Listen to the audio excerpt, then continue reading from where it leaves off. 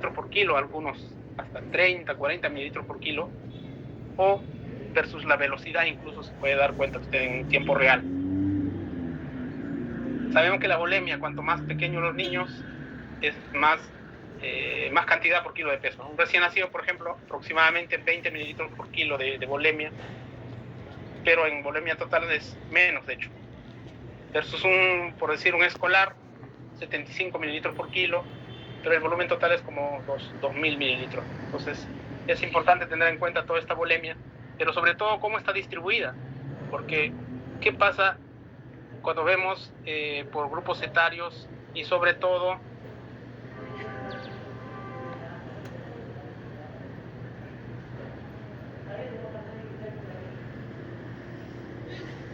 cuando vemos por grupos etarios? ¿Qué es lo que pasa? Mira, neonato, lactante, escolar, preescolar. Neonato más o menos puede estar entre 1 a 3 kilos de peso, un lactante entre 3 a 5 kilos de peso, su superficie, de acuerdo a eso sale esto. En la cabeza, mira, 21%, por ejemplo, en el neonato, lo que es el agua, el tronco, los miembros. Y cuando hablamos de test de elevación de piernas, los que quieren hacer test de elevación de piernas, observen, acá cuanto más pequeño el niño, tiene casi nada de manera proporcional en los miembros inferiores la cantidad de líquido. Por lo tanto, no piensen hacer test de elevación de piernas en los neonatos, en los lactantes. Algunos trabajos hicieron lujito más o menos en los 4 años para adelante, y también algunos estaban haciendo en niños más pequeños, pero la interpretación es con mucho cuidado, porque probablemente puede salir errado el examen. Entonces, test de elevación de piernas, con seguridad, probablemente más allá de los 4 años de edad. Es un excelente método. En adultos sí, ya les decía, intubado, no intubado, con arritmia, sin arritmia, puede funcionar. Pero en los niños tengan cuidado. La fisiología un poco de lo que es la bulimia. El retorno venoso. El sistema venoso se comporta más o menos como un reservorio. Sabemos que un 70% aproximadamente de la bulimia está en las venas, un 15% más o menos en las arterias, y en lo que es los capilares un 7% aproximadamente. Entonces claramente te das cuenta que en el lado venoso está un gran reservorio. Este reservorio es ajustable a los cambios del tono de la vena, por ejemplo, pero recuerden, en los niños pequeños, a nivel de lo que es miembros inferiores, tienen menos cantidad de líquido proporcionalmente.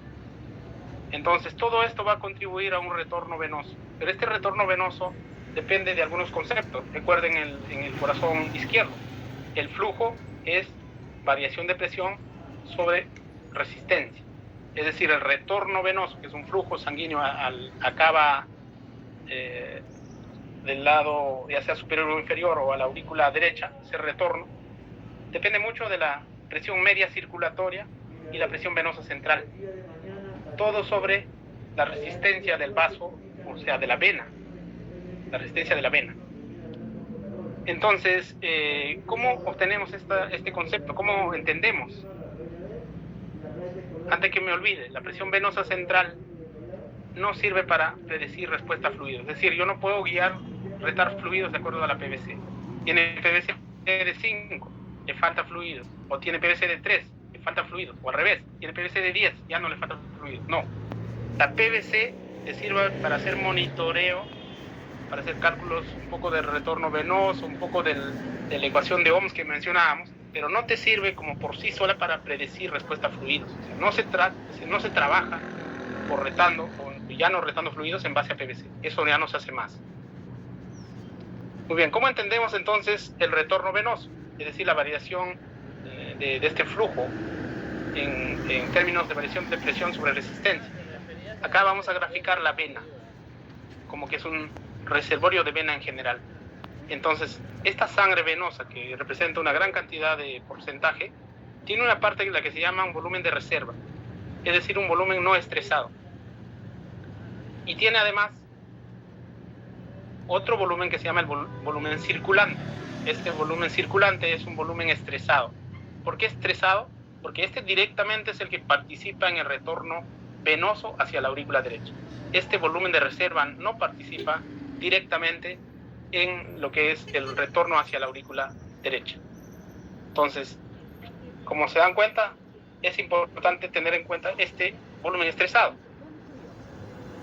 va a depender mucho del tono venoso, ¿no? Si la vena se vasodilata, es decir, cuando un paciente está con resistencia vascular sistémica baja, puede que también la vena está vasodilatada. Entonces, este volumen de reserva está aumentada y el estresado está disminuido, por lo tanto el retorno va a estar disminuido. Entonces, para aumentar el retorno venoso, tendríamos que hacer dos maniobras. Uno, ¿qué hacemos para aumentar este volumen estresado? Podemos hacer un reto de fluidos. Haciendo un reto de fluidos, aumentamos este volumen estresado, por lo tanto, aumenta el retorno venoso. Pero también podría ser usar tempranamente noradrenalina, porque cuando la vena está dilatada, haces una venoconstricción. No se confundan, no estoy diciendo que vas a levantar la resistencia vascular sistémica, no estoy diciendo eso, estoy diciendo venoconstricción, y de esta manera, al existir una venoconstricción, el volumen estresado aumentará y también permitirá el retorno venoso. Es por eso la importancia de usar tempranamente un vasopresor cuando el patrón es vasodilatado. Pero que no se entienda que les quiero decir que usen de frente noradrenalina. De todas maneras, al inicio, si el paciente no ha recibido fluidos, necesita fluidos, pero una maniobra de ayudar a que este volumen estresado aumente sería haciendo el uso temprano, ¿no?, de lo que es vasopresores. Pero además, cuando el paciente ya está en ventilación mecánica, hay cambio de lo que es la fisiología, ¿no? Por lo tanto, por ejemplo, cuando el paciente está en la fase inspiratoria, lo que se va a favorecer es el aumento del gasto cardíaco. El aumento del gasto cardíaco. En inspiración va a haber la integral velocidad-tiempo va a ser mayor, mientras que en la expiración la integral velocidad-tiempo, es decir, la eyección del ventrículo izquierdo va a ser menor.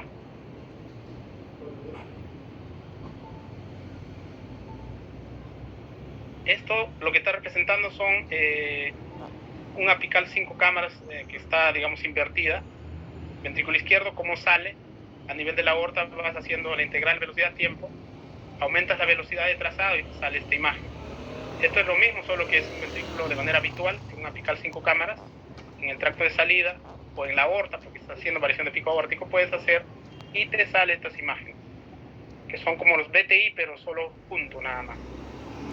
Pero también podrías tener cambios de la cava, pero yo no les aconsejo guiarse el manejo de fluidos con la cava, porque muchas veces esta cava está dilatada por diversas causas. O al revés, un paciente mal sedado puede hacer que esta cava, en algún momento, estas ambas paredes choquen sin estar hipovolémico.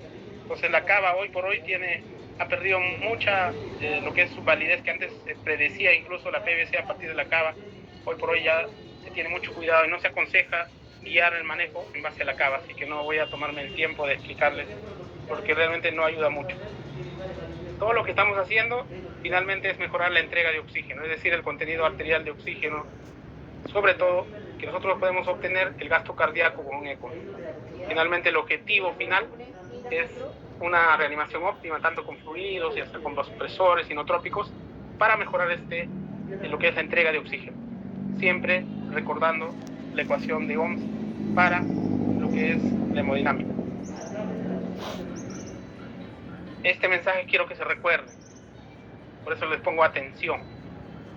Es muy diferente que el paciente tenga la capacidad de respuesta a fluidos, es decir, yo le hago un 5 cámaras, pongo el Doppler pulsado, hago el análisis entre la inspiración y la expiración y me sale respondedor a líquidos, versus que si el paciente lo necesita. El paciente puede salir respondedor a líquidos como valor, que vamos a ver cuánto es más adelante, pero es muy muy diferente a que el paciente lo necesite o necesite líquido. Entonces, el paciente necesita líquidos, debo responder a múltiples variables, ya sea clínicas, hemodinámicas, de macrodinamia, de laboratorio incluso, todo eso. Es decir, en dos palabras, si el paciente está con hipoperfusión y es respondedor a líquidos, se pone líquidos. Si el paciente no tiene hipoperfusión, por más respondedor que salga, ya sea con variación de pico aórtico más lo que es ecopulmonar, no se pone líquido, es diferente. Entonces, tienen que tener en cuenta eso. Y hoy por hoy, no solamente se ve si es respondedor a líquidos o no, sino también se analiza que tolere los líquidos. Y cuando hablamos tolerancia a los líquidos, estamos hablando ya de corazón derecho, la congestión venosa. No es igual. O sea, este paciente puede salir respondedor a líquidos, pero la pregunta es, ¿tolerará los líquidos? Mucho cuidado con el corazón derecho, ¿no? ¿Cuál es la importancia de esto? Sobre todo en los pacientes que están con distrés respiratorio, sobrecargados de líquidos, tienen peor pronóstico. En los quemados, si bien es cierto hay esas reglas de quemados, el enfoque actual va un poco ya a lo que les estoy diciendo, de líneas B, de función cardíaca, BTI.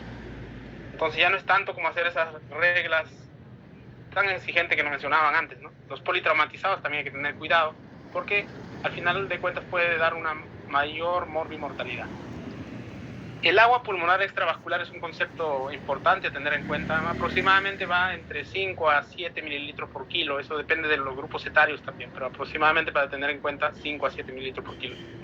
La importancia de este agua pulmonar extravascular es que si esto en los pacientes con distrés respiratorio, por ejemplo, está mucho más aumentada y no eres juicioso con los fluidos, aumenta la mortalidad en estos pacientes sobre todo.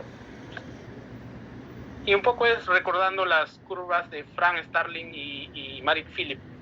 Entonces, a lo que nos decía, ¿no? Por variación de precarga, ¿cómo aumenta o cambia el volumen sistólico? Lo ideal es que yo reto fluidos, debe aumentar el volumen sistólico y debe estar todo bien. A esto le vas a sumar el agua pulmonar extravascular.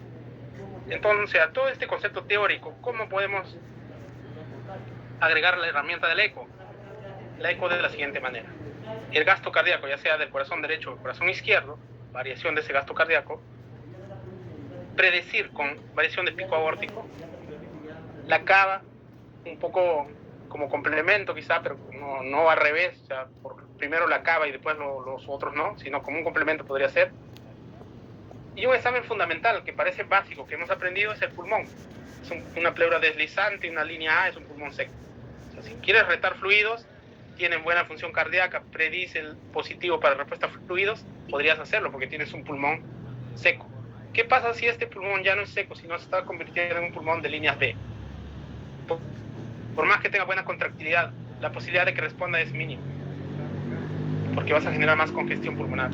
Y acá todavía faltaría lo que les decía, la tolerancia al líquido, es decir, echar una mano a lo que está pasando, por ejemplo, en las venas intrahepáticas. Entonces van a ser respondedores los pacientes cuando al retar fluidos, ya sea retar fluidos o hacer la maniobra de test de elevación de piernas en los que puedes hacer, o en los pacientes la variación de pico aórtico, si se demuestra que con esas maniobras o retando fluidos el índice cardíaco aumenta más del 10% o el volumen sistólico más del 15%, ese paciente sería respondedor a líquidos. Hay muchas variables, parámetros, ya sean estáticos y dinámicos. Del saque nada más, los estáticos no ayudan para predecir respuesta a líquidos. Los estáticos, por ejemplo, la presión venosa central no ayuda, por lo tanto, no debes usar presión venosa central para guiar tu manejo de fluidos. La presión en cuña de la pulmonar, variación incluso de lo que es los volúmenes, los tamaños de cavidades, esas no ayudan, por lo tanto, los estáticos no vamos a hablar. De los dinámicos, de los predictores de respuesta dinámicos, quizá los más documentados, el gold estándar, la variación de pico aórtico, que debe ser más del 12%. Algunas veces también la variación de la vena cava más del 18%. Ya les digo, con mucho cuidado hay que usar ese método. Y en algunos pacientes puedes hacer el test de elevación de piernas, pero ya recuerda que el test de elevación de piernas en neonatos, en lactantes menores, no ayuda. Entonces hay algunos parámetros estáticos, cuando se ve, por ejemplo, el tamaño de lo que es el ventrículo izquierdo, lo que hablaban, el kissing papilar, y eso es más válido en adultos, en niños no, porque en definitiva los niños algunos pueden tener cavidades pequeñas, así que el kissing papilar no lo usen en niños así como rutina.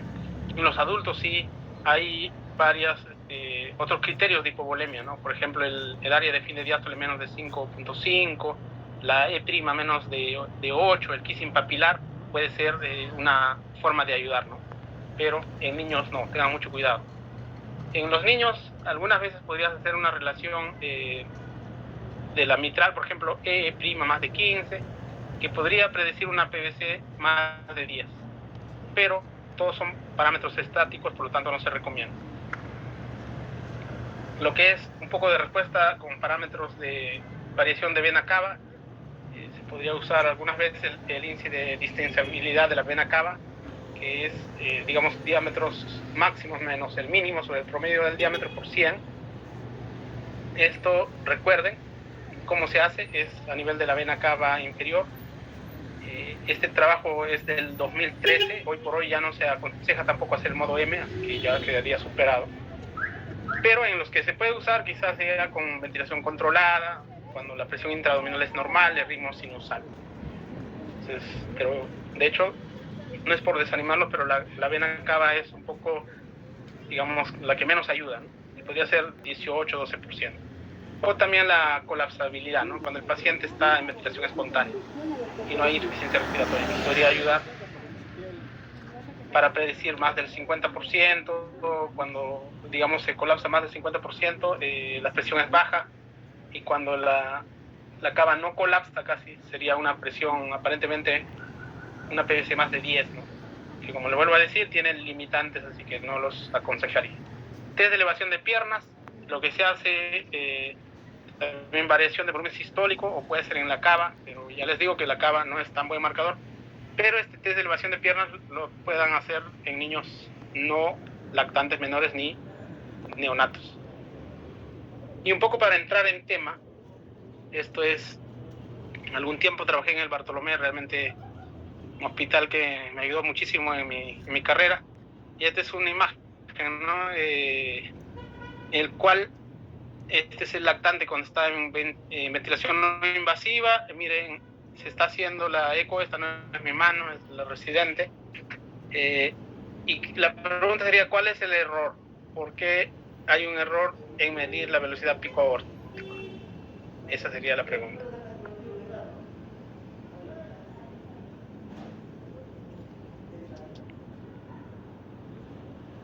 Entonces, ¿le falta guantes?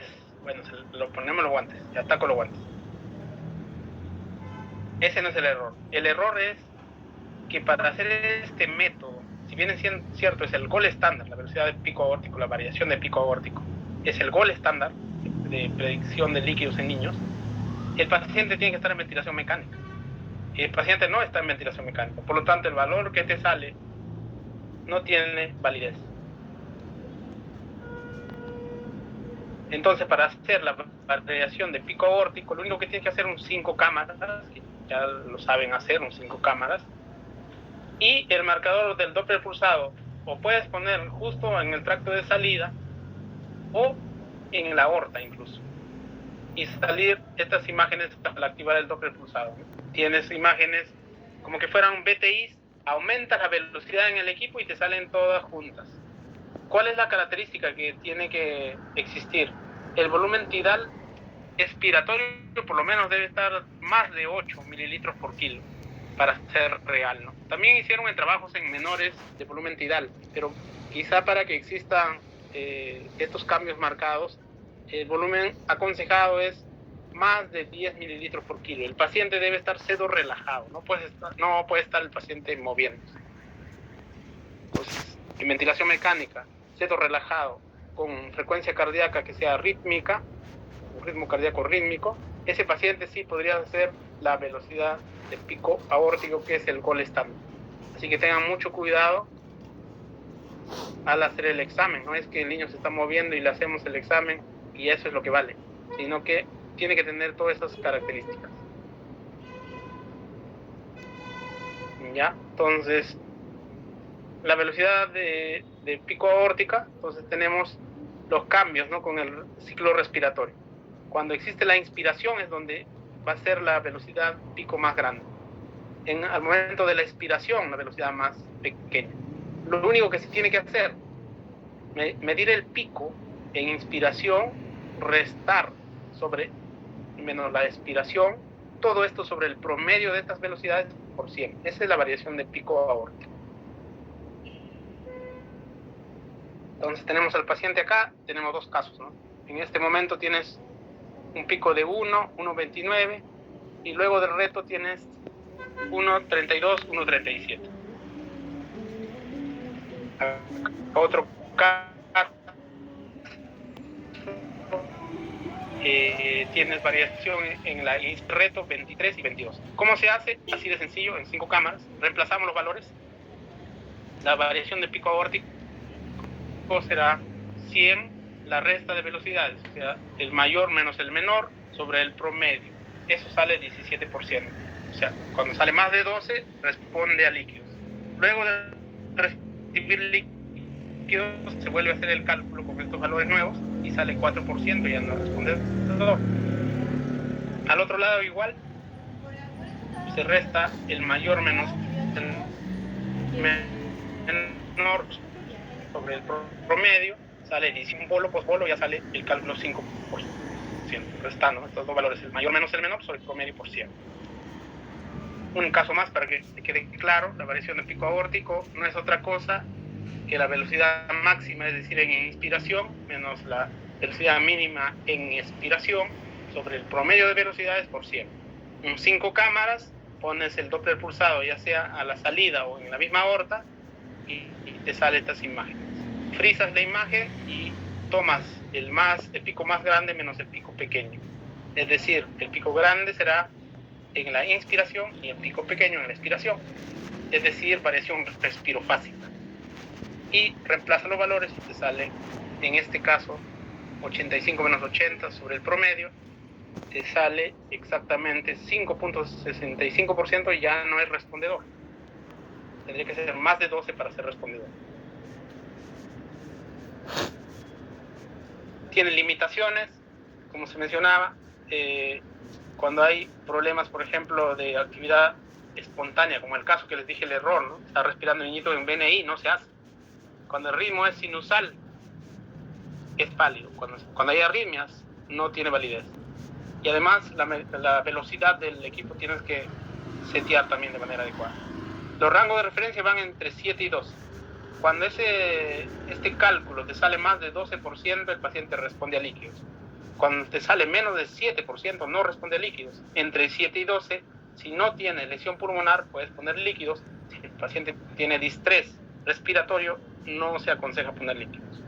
Entre 7 y 12. Es una zona gris, por llamarlo así. Luego viene el concepto del agua pulmonar extravascular que estábamos diciendo, ¿no? Es como un mapeo de los pulmones. La zona anterior, zona 1, zona 2 como máximo. Entonces, haces el examen, si es un pulmón seco versus un pulmón formado en batopé, es donde ya dices que el agua pulmonar extravascular está aumentando. Es decir, tenemos el caso, paciente chocado, ya recibió fluidos, quiere seguir retando fluidos, sale en la variación de pico aórtico más del 2%.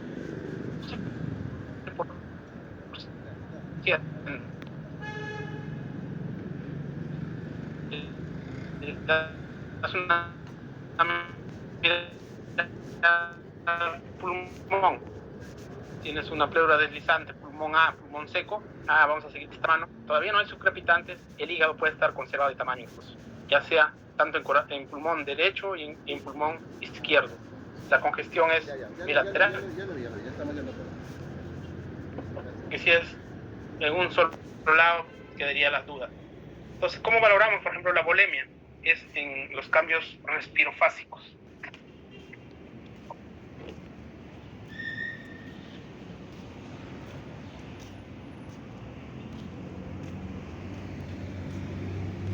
Acá tenemos la variación de pico aórtico. Observen, no hay grandes cambios en el ciclo respiratorio, es un pulmón seco, patrón A. Euvolémico el paciente. En una hipovolemia, observen, en la inspiración tremendos picos, en la expiración pequeños picos. También es un pulmón seco, pero esta gran variación de velocidad del pico aórtico con cambios marcados respirofásicos, ese es el compatible con hipovolemia. Este es el paciente que ya les mencioné, ahora sí lo van a entender mejor. Lo que hicimos ahí en el corazón podríamos hacer en el cerebro. Todo lo mismo, el mismo concepto. Variación, pero en este caso, de la velocidad del pico de la carótida interna. Y en el corazón es lo que mencionábamos también, la presión de pico vórtico, ¿no? Es decir, en la inspiración menos la expiración, restando, pues sale un valor al inicio más del 12%. Y luego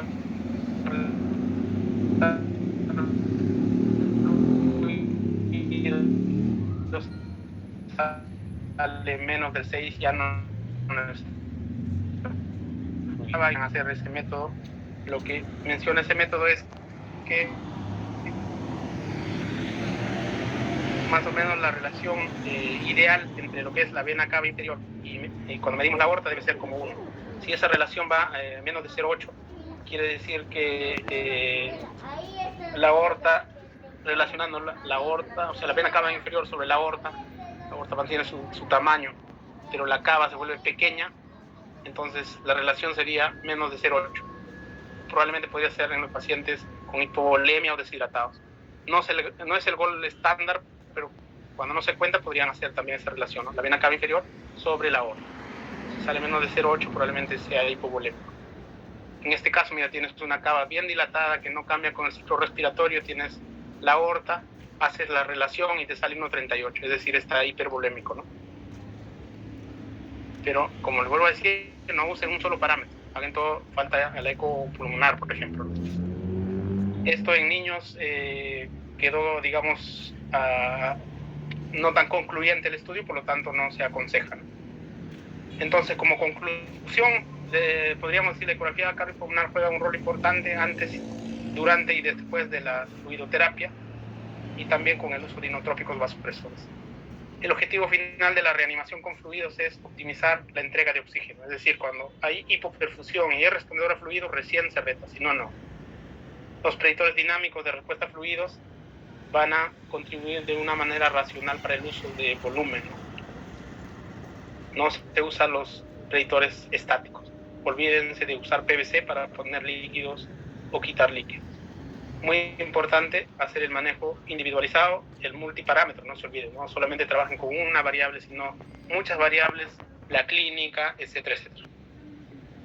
Muy bien, es un tema corto esto, así que no hay problema.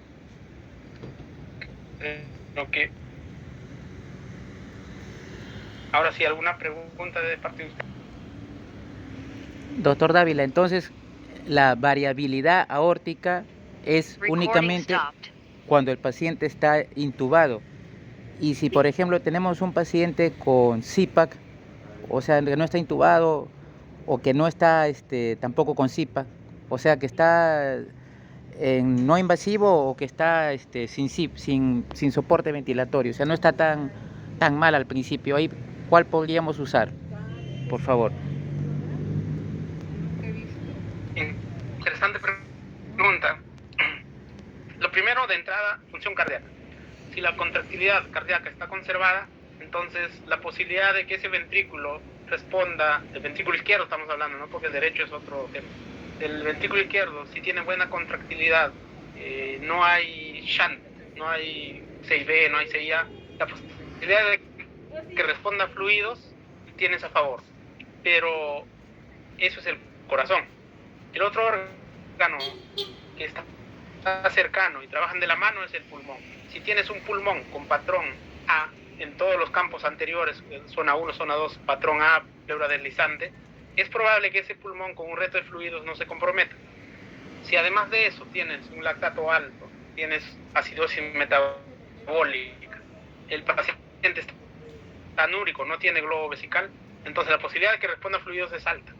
Versus otro caso en el cual tienes una función sistólica deteriorada, un corazón dilatado, la posibilidad de llevar edema agudo va a ser fácil. Si además de eso le das una mirada al corazón y luego al pulmón, y cuando miras el pulmón tienes ya algo de transición de patrón A hacia B, es decir, tienes líneas B más de 3 por murciélago, la posibilidad de que ese paciente responda va a ser menor, ¿no? Cuando hablamos polo de fluidos es ya, o sea, rapidísimo, en minutos, pero también podría ser un polo más largo y el paciente podría dar ese tiempo a acomodar tanto ese ventrículo que está disfuncionante como a ese pulmón que ya está al límite versus entonces es importante mirar tanto el corazón, cómo está la función izquierda, la derecha, si hay shunt, cómo está el pulmón, si es un patrón seco y si tiene una función renal buena. Si tiene una función renal buena, tiene un pulmón que está en patrón A pesar que el ventrículo está fallando, podría ser tolerable, eso lo que aconsejan, de 5 a 10 mililitros por kilo de fluido, ¿no? Pero eso sería la manera. Entonces, en conclusión, todo para y también la parte renal, ¿no? Cuando no está intubado. Cuando ya está intubado podrías aplicar variación del pico aórtico. Pero cuando el niño es más de 4 años, sí podrías hacer el test de elevación de pierna. Lo que haces en ese caso, al inicio le haces cuando el niño está en la cama, le haces un volumen sistólico, o podías hacer un BTI también, luego levanta las piernas más o menos un minuto, y ahí le vuelves a hacer otro BTI. Si con esa elevación de piernas consigues que el gasto cardíaco, o el volumen sistólico, el BTI cambia más del 15%, significa que a ese niño cuando le pases líquido, va a responder al líquido.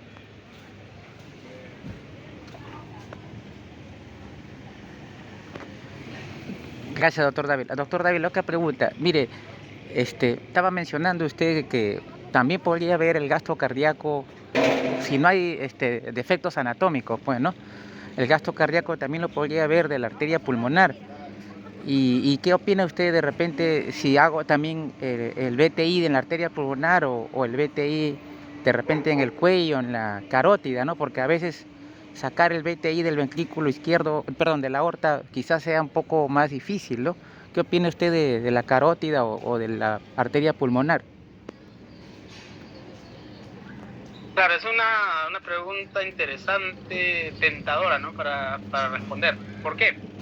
Porque sucede que si nosotros analizamos el circuito cerrado de la circulación, diríamos, ¿no? Donde le mide, por ejemplo, en la radial mido el diámetro de la arteria y mido a 0 grados paralela el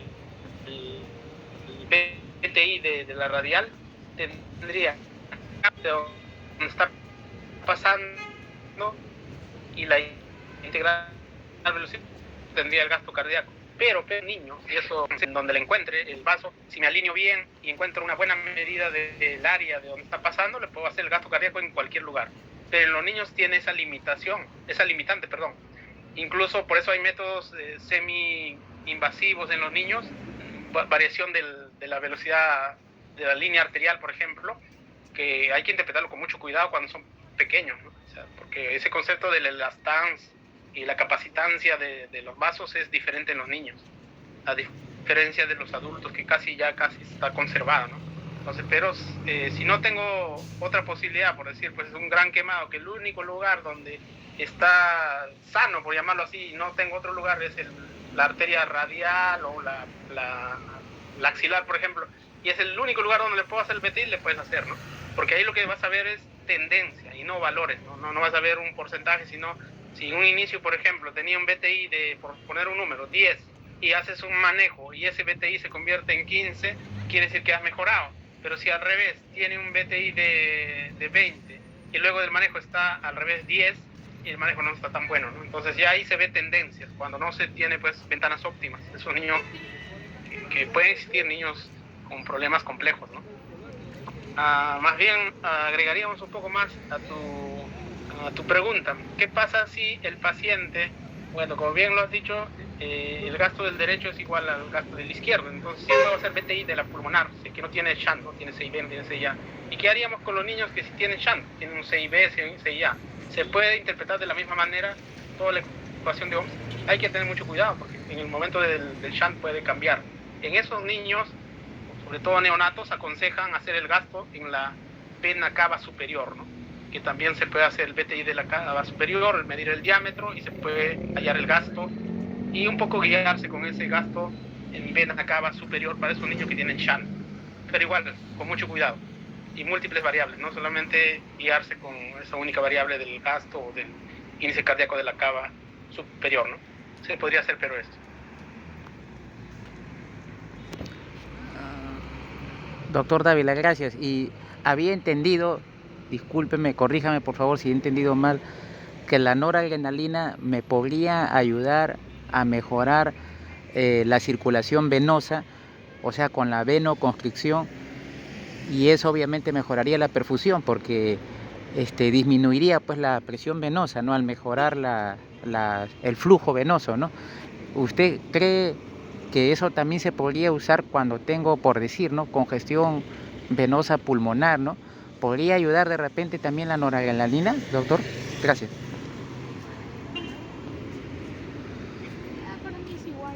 Bueno, lo que los trabajos han demostrado es que al usar tempranamente la noradrenalina, lo que pasa es que los pacientes, cuando ya se acercan más adultos, sobre todo los adultos, para retar fluidos es más o menos como tirar una moneda al aire, así dicen las conferencias.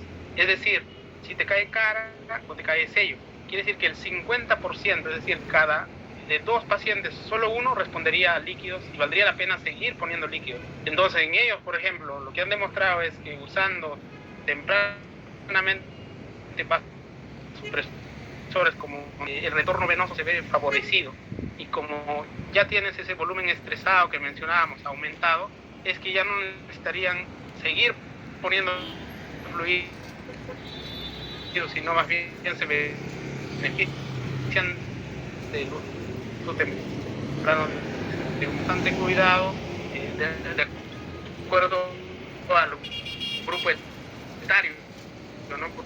Porque no es lo mismo, como se menciona, responden muy pobre al reto de fluidos.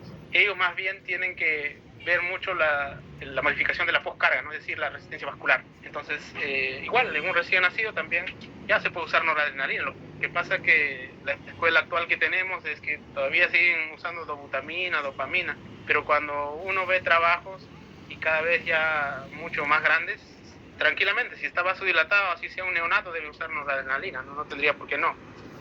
Respecto a la circulación pulmonar, habría que valorar cómo te aumenta la poscarga, ¿no? O sea, si la poscarga del lado derecho te aumenta y está además con falla derecha, no sería aconsejable usar noradrenalina. Al contrario, ahí, cuando necesita un vasopresor y tiene falla derecha, se aconseja la vasopresina, porque parece ser que los receptores a nivel del tracto de salida del ventrículo derecho no se ven afectados con vasopresina, ¿no? Versus noradrenalina, que sí podría aumentar la poscarga del derecho. Si está con falla derecha, empeorar el problema. Entonces, en conclusión, si un paciente tiene falla derecha, una buena combinación sería, por decir, milrinona con vasopresina o levosimendan con vasopresina. Sería una buena combinación, ¿no?, en falla derecha. Pero si no tiene falla derecha, ni hablar, la noradrenalina pues la tienes a la mano, ¿no?